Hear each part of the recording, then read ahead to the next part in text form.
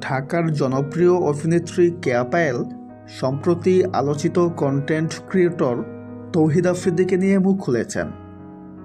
এক ভিডিও বার্তায় তিনি চাঞ্চল্যকর দাবি করে বলেন, তৌহিদ আফ্রিদি শুধু অনেক মেয়ের সর্বনাশ করেছে তাই নয়, আমার সঙ্গেও ব্যক্তিগতভাবে সম্পর্ক গড়ার চেষ্টা করেছিল। অভিনেত্রীর দাবি, তৌহিদ আফ্রিদি তার জনপ্রিয়তা ও প্রভাব ব্যবহার করে মেয়েদের সঙ্গে প্রতারণা করতেন। গুড বয় ইমেজের আড়ালে ভয়ঙ্কর এক মানুষকে লুকিয়ে রেখেছিল আফ্রিদি।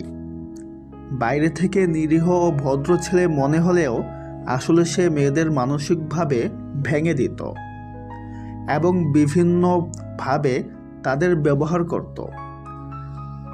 এদিকে তৌহিদ আফ্রিদির বিরুদ্ধে সাম্প্রতিক সময়ে মাদক, প্রতারণা, ব্ল্যাকমেল এবং হত্যাকাণ্ডে জড়িত থাকার মতো গুরুতর অভিযোগ উঠেছে।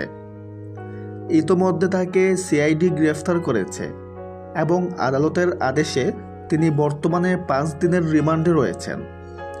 আইনশৃঙ্খলা বাহিনী জানায়, তৌহিদ আফ্রিদির কল রেকর্ড, আর্থিক লেনদেন এবং বিভিন্ন ভিডিও অডিও ফুটেজে অনেক প্রমাণ পাওয়া গেছে। এসব প্রমাণেই নিশ্চিত হওয়া গেছে যে তার কর্মকাণ্ডের কারণে অনেক তরুণীর জীবন নষ্ট হয়েছে।